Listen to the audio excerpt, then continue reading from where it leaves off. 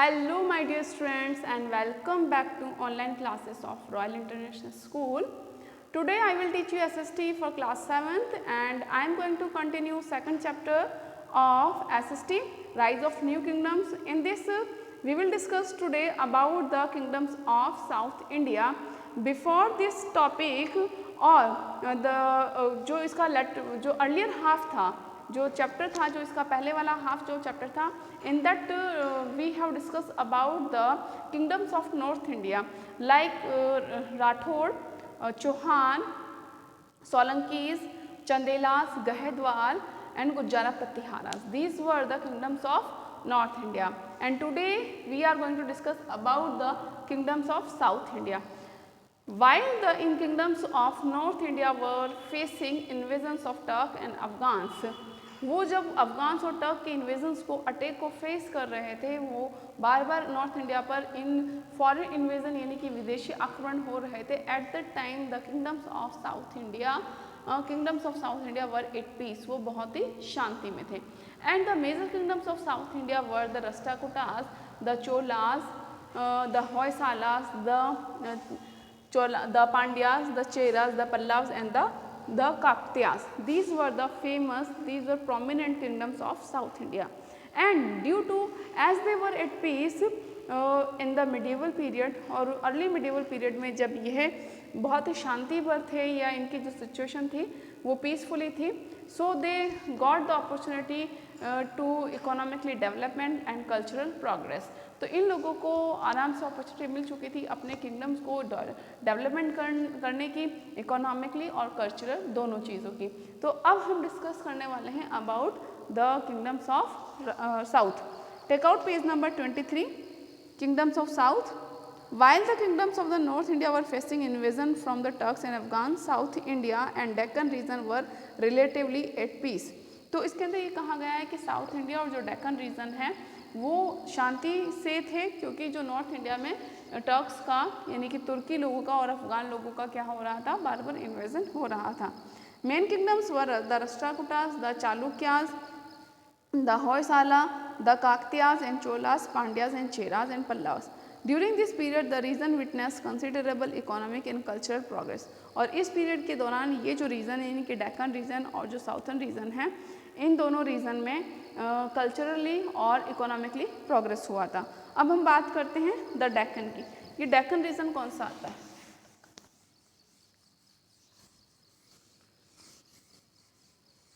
The Deccan.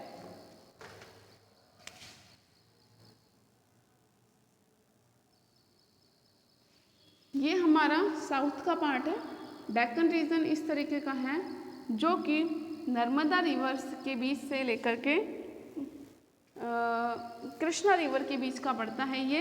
तो कृष्णा और Narmada river के बीच का जो रीजन है उसको डेक्कन कहते हैं, डेक्कन प्लेट्यू कहते हैं. और ये एक ब्रिज का काम करता है यानी कि एक पुल का काम करता है between the north India to south India, यानी कि नॉर्थ इंडिया और साउथ इंडिया के बीच के पड़ने वाला जो पार्ट जो है वो डेक्कन है. The Deccan was a bridge between the north and south. मैंने आपको कहा कि एक पुल की तरह काम करता है नॉर्थ और साउथ के बीच का. It was the region between the river Krishna and Narmada. हम लोग मैप में देख सकते हैं कि नर्मदा रिवर के बीच से लेकर के जो कृष्णा रिवर है ये रहा. देखेंगे ध्यान से, नर्मदा रिवर से कृष्णा रिवर के बीच का जो पार्ट है उसको डेक्कन कहा गया है.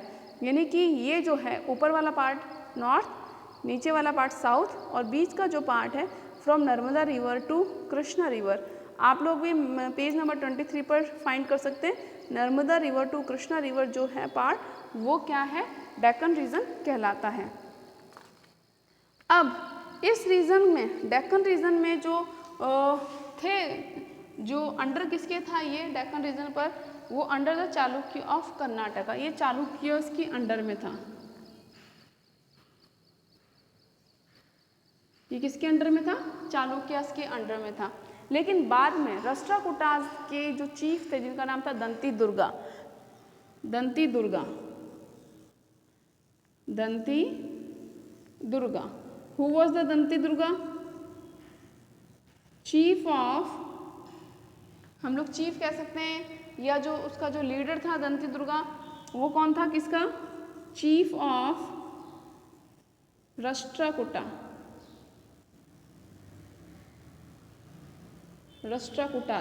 ने इन चालुक्यास को डेक्कन रीजन से क्या कर दिया, ओवरथ्रू कर दिया। ओवरथ्रू का मतलब होता है कि यहाँ से हटा दिया, एलिमिनेट कर दिया, यहाँ से उनको भगा दिया। The Chalukyas by performing a ritual called the Hiranya Garbha, और एक रिट्यूल परफॉर्म करके जिसका नाम था हिरण्य गर्भ। तो इस तरीके से जो राष्ट्रकूटा का जो राजा था जिनका नाम दंती दुर्गा था, उन्होंने चालुक्यास को डेक्कन रीजन से हटा दिया। And Danti Durga was the founder of Rashtrakuta dynasty, और राष्ट्रकूटा डायनेस्टी को फाउंड करने वाले भी दंती दुर्गा थे। He was also known as a Danti Varman, और इनका जो नाम है इसको दंती वर्मन भी कहा जाता है। तो दंती दुर्गा कौन था बेटा? Danti Durga. Who was Danti Durga? Danti Durga was founder of Rashtrakuta dynasty. Who was Danti Durga? Danti Durga was Rashtrakuta dynasty. तो जो राष्ट्रकूटा डायनेस्टी थी उसका ये फाउंडर था, एंड इसको दंती वर्मन के नाम से भी जानते थे। He was also known as Danti Varman. और इसने क्या किया था? He overthrown Chalukyas from Deccan region. Deccan region जिस पर पहले चालुक्य ऑफ कर्नाटका का ऑक्यूपाई था, इसके ऑक्यूपाई को किसने एलिमिनेट कर दिया? राष्ट्रकूटास के दंती वर्मन ने। In 8th century, they were excellent warriors and administrators. The Rashtrakutas were very tolerant rulers. Rashtrakutas क्या थे? बहुत ही ये वॉरियर्स थे और ये बहुत ही टैलेंटेड पर्सन भी, एडमिनिस्ट्रेटर भी, अच्छे एडमिनिस्ट्रेटर भी थे। एडमिनिस्ट्रेटर्स, नाउ ध्यान से सुनिए, ये अच्छे वॉरियर्स थे और अच्छे एडमिनिस्ट्रेटर थे। कौन? जो राष्ट्रकूटास के रूलर्स थे। And they were also tolerant, और वो एक टॉलरेंट रूलर्स भी थे। इट मीन्स वो अदर जो रिलीजन था उनकी भी रिस्पेक्ट करते थे। दे रूल्ड फॉर अबाउट 2 years, और इन्होंने डेक्कन रीजन में राष्ट्रकूटास ने 2 years तक रूल किया था, यानी कि 200 सालों तक डेक्कन रीजन पर रूल राष्ट्रकूटास ने किया था। They dominate the Maharashtra region and rule between 750 CE to 970 CE, और इन्होंने महाराष्ट्र रीजन पर डोमिनेट किया, महाराष्ट्र रीजन पर कंट्रोल रखा, और इन्होंने जो रूल किया था राष्ट्रकूटास ने 750 टू 970 CE तक इन्होंने रूल किया था, मतलब लगभग 200 years तक किया था। The Rashtrakuta kingdoms capital was the Malkhed. अभी हम ये कौन सा किंग डायनेस्टी को एक्सप्लेन कर रहे हैं? राष्ट्रकूटा डायनेस्टी को। किसको एक्सप्लेन कर रहे हैं बेटा? राष्ट्रकूटा डायनेस्टी। राष्ट्रकूटा डायनेस्टी ने कहाँ पर ऑक्यूपाई किया था? डेक्कन रीजन पर। तो जो हमारा टॉपिक है the Deccan region, Deccan region कौन सा है? कि जो नर्मदा रिवर और जो कृष्णा रिवर के बीच का पार्ट है उसको डेक्कन रीजन कहते हैं। इस पर जो रूल किया था, किसने किया था? राष्ट्रकूटा डायनेस्टी ने,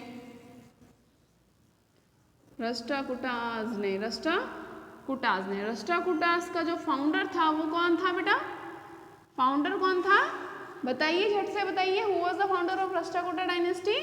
Rashtrakuta dynasty founder was Danti Durga. Danti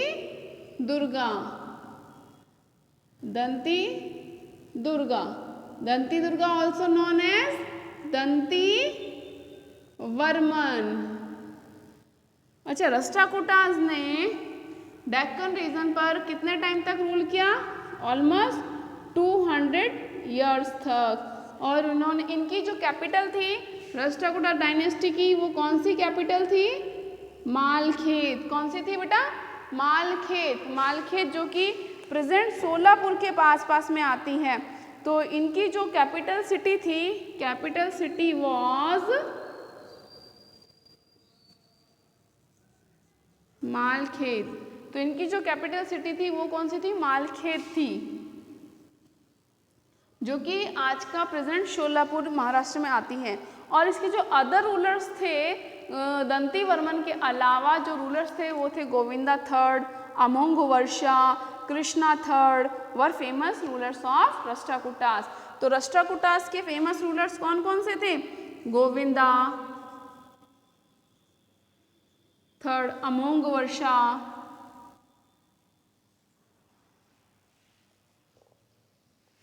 Varsha, and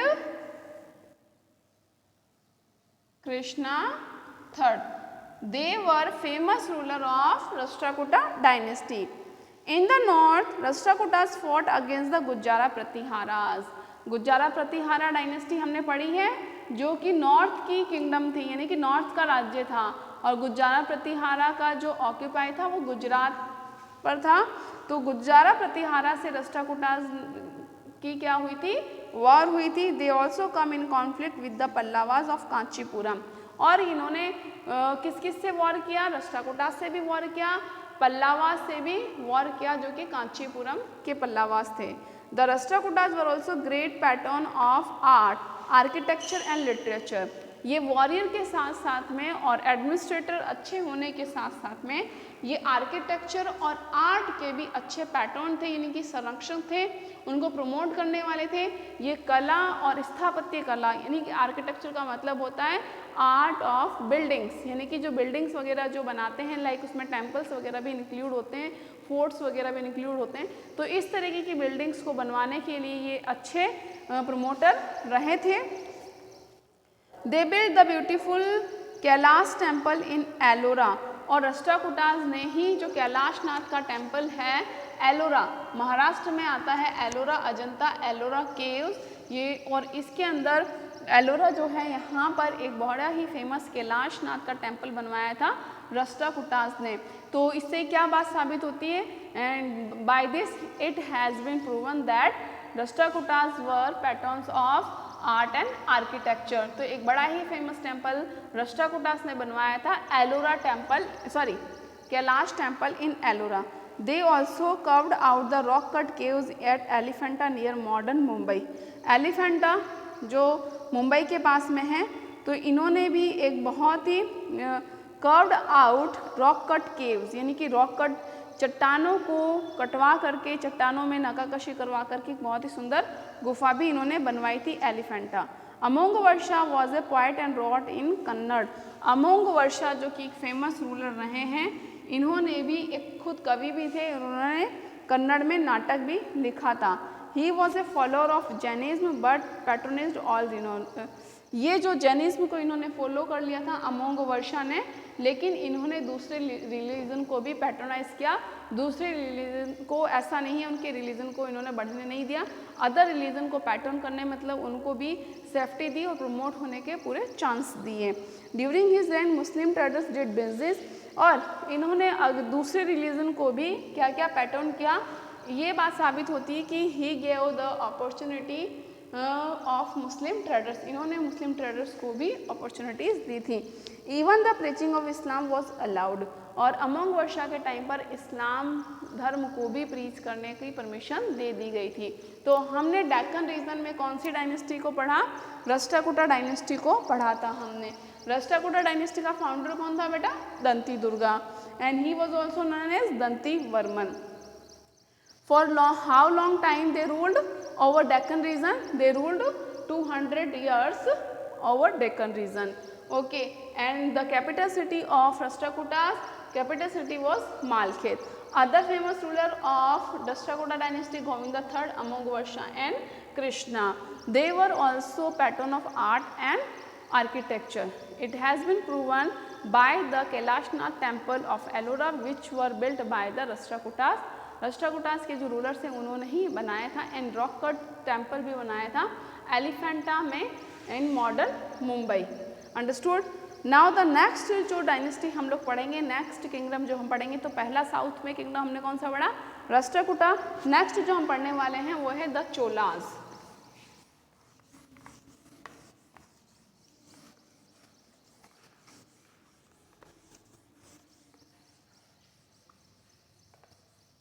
next जो हम पढ़ने वाले हुए हैं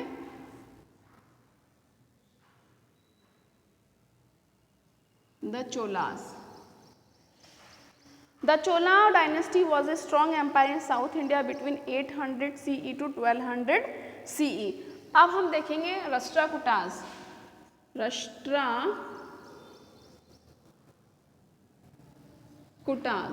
राष्ट्रकूटास का जो रूलिंग पीरियड था वो 750 टू 970 CE था।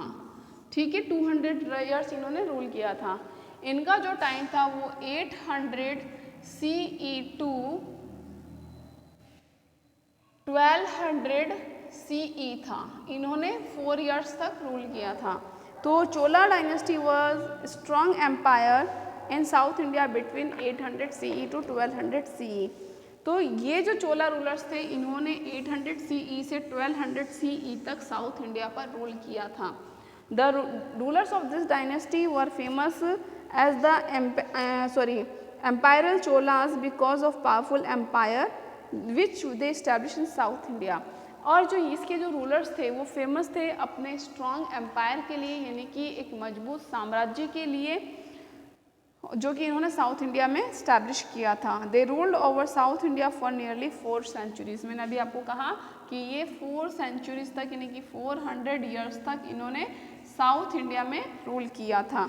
Their capital was the Tanjore. Now अब उसको क्या माना जाता? तंजौर। इनकी जो कैपिटल थी वो कौन सी थी बेटा? तंजौर। कौन सी कैपिटल थी? तंजौर। अब हम इसके फाउंडर के बारे में पढ़ेंगे और उसके बाद में इसके फेमस रूलर के बारे में पढ़ेंगे।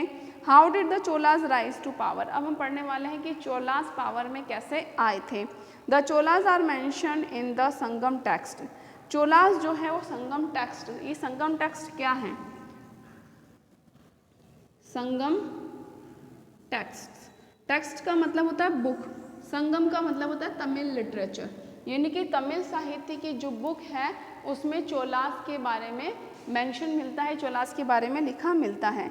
देवर powerful rulers with their base at the Udaipur. और ये बहुत ही पावरफुल रूलर रहे हैं उदयपुर के, उनका जो बेस था। Vijayalaya founded the Chola dynasty.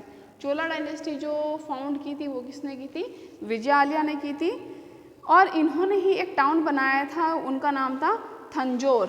तो फाउंडर कौन थे बेटा चोला डायनेस्टी के? विजयालया। फाउंडर कौन थे बेटा इसके? Vijayalaya. Vijayalaya was the founder of Chola dynasty. और इन्होंने एक सिटी भी फाउंड की थी जिसका नाम था, एक टाउन इन्होंने बनाया था तंजौर। क्या बनाया था? कौन सा टाउन था? तंजौर, जिसका प्रेजेंट नेम क्या है बेटा? Tanjore. Which is also beautiful city of temple. और जिसमें बहुत ही सुंदर सुंदर टेम्पल है, इसको सिटी ऑफ टेम्पल्स भी कहा जाता है।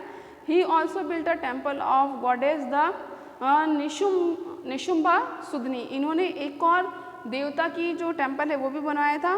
विचालिया capture the Kaveri delta region from the Mrityunjaya in middle of 9th century. और इन्होंने कावेरी रीजन को भी कैप्चर कर लिया था। तो हम लोग बात कर रहे हैं विजयालया की।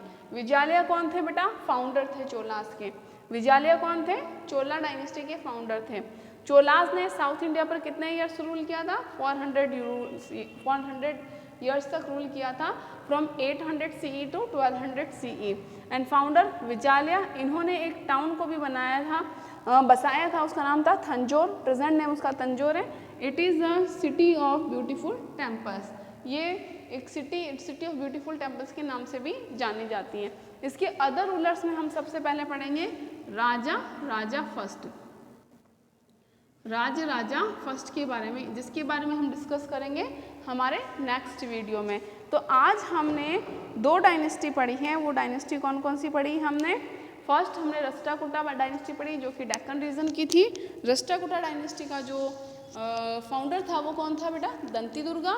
And founder of Chola dynasty was Vijayalaya. तो इस तरीके से हमने 2 डायनेस्टी का इंट्रोडक्शन कंप्लीट कर लिया है। नेक्स्ट हम लोग जो राजा इसी डायनेस्टी के राजेंद्र के बारे में, 2 रूलर्स के बारे में हम कल पढ़ेंगे। और Chola administration, Chola art and culture के बारे में भी हम हमारे फर्दर वीडियोस में डिस्कस करेंगे। Till then bye bye. Video like the video and subscribe our channel. Till then bye bye and stay home and stay safe.